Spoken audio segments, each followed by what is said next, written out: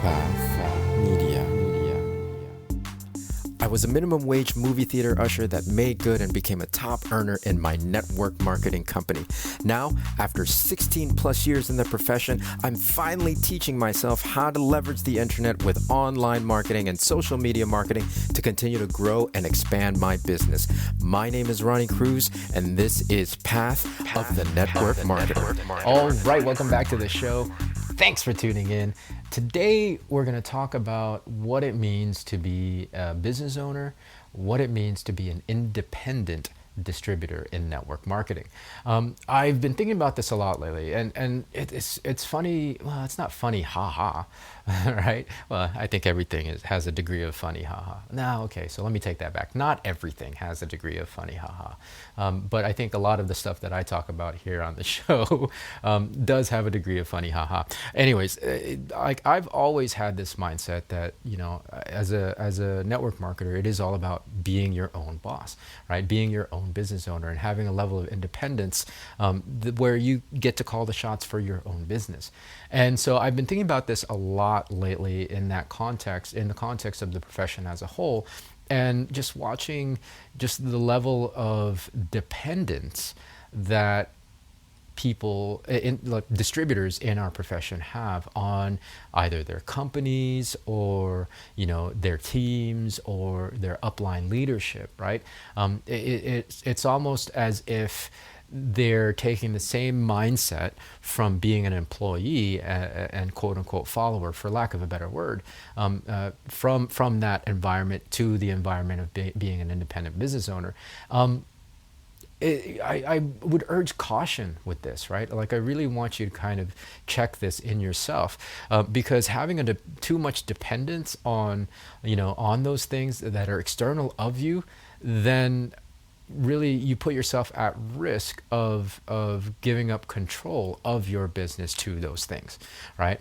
To your upline. If you have too much dependence on your upline leadership to make decisions for your team and your business, then it's dangerous, right? Like, it's really dangerous, because if they make one wrong decision, or, well, okay, wrong is not the correct term I want to use. If they make a poor decision that doesn't work out, then you put your business and your organization at risk. Same thing goes for the team. Same thing goes for the company, especially the company, right? Especially the company. I mean, largely, a lot of company owners have never been in the field, so they have no idea what it's like to be in our shoes. So having too much dependence on them, especially for the growth of your own business, is dangerous. It's dangerous. I was going to say foolhardy, but it's not necessarily foolhardy, because we do it unintentionally, especially if you're new to the profession. So it's a high risk. It's a high risk move.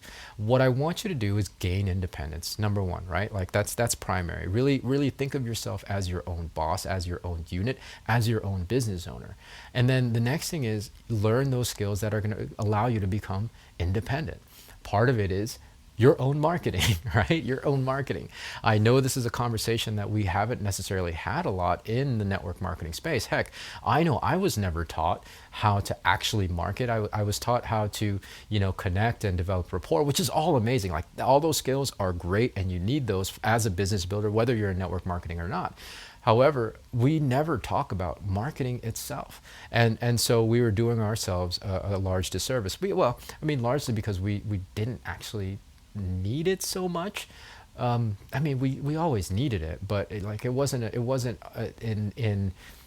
was rarely in the forefront of the network marketing conversation when it comes to training, when it comes to education, right? A lot of it was, again, the person-to-person developing rapport, and as an extension of that, of course, personal development and personal growth. Marketing is important, right? And developing, growing your marketing acumen, that's a good word, your knowledge base around marketing, your skills around marketing, will allow you even more independence, guys, even more independence. Not only will you be independent from your team and what your team does, because eventually your teams and the leaders in your organization will branch off on their own and do their own thing, but it will also allow you to gain independence from your actual network marketing business, right? Not to say that you have to create a whole nother business on the side with your marketing. However, having these skills and having this knowledge base of how to market, especially online marketing, those are skills and abilities that can be transferable to any other equation, especially in the case of if you ever have to transfer or change companies. I mean, companies go out of business all the time. So this will actually go a long way to addressing the issue of people company bouncing and cross recruiting from existing organizations to build with a new startup. If you actually have the skills and the ability to market your business correctly and to grow your business with your marketing knowledge, then you never have to cross recruit. I mean, it's as simple as that. And you never have to be in a position where you're stuck without a business and without an income, because you have skills, again, that can transfer to other things, certainly to other companies and situations, but also to other businesses. Obviously, for me, I'm expanding into kind of the coaching profession, the coaching world. I think I personally feel like I have a lot to offer in that regard. So, like from a personal development standpoint, now from an online marketing standpoint, I'm expanding into that, into that other profession. Again, independent of my network marketing business. However, the marketing that I'm learning, the online marketing that I'm learning and teaching you, very much applies still to my network marketing. But you see there that now I have increased my independence, expanded my independence even more. Really, really important. As volatile, especially as the economy is at this given moment in time, it's important to really make yourself, acquire as much knowledge and skills and abilities that you can be independent as possible.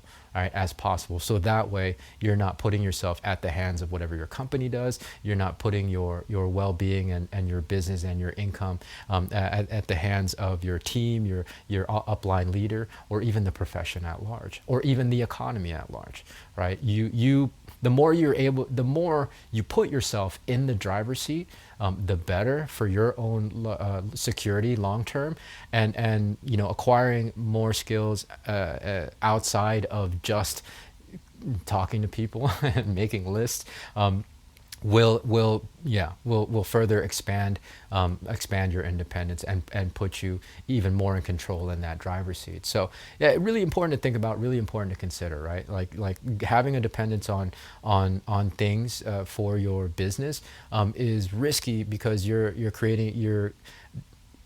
creating a dependence on them for your income and livelihood, right? And we don't want that. We don't get into business to be dependent on our source of income, right? Otherwise, just stay to having a job, there's nothing wrong with having a job.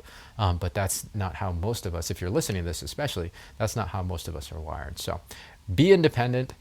Don't be dependent on your company, on your upline leader, on your team. So that's it for today. Thanks for tuning in. More to come from me tomorrow. So until then, be well, be safe. We'll see you in the next episode.